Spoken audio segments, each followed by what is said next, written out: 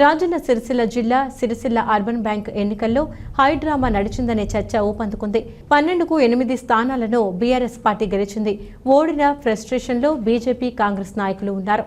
BRS ప్యానెల్లో గెలిచిన డైరెక్టర్లను ఎత్తుకెళ్లేందుకు BJP, Congress నాయకులు ప్రయత్నించినట్లు తెలుస్తోంది. పోలీసులను తోసేసిన కాంగ్రెస్ నాయకులు దురుసుగా ప్రవర్తించి తీవ్ర వాగ్వివాదం చోటు చేసుకుంది. దీంతో లాఠీచార్జీ చేసి అందరినీ చెదరగొట్టినట్లు తెలుస్తోంది. పలువురికి గాయాలైనట్లు సమాచారం.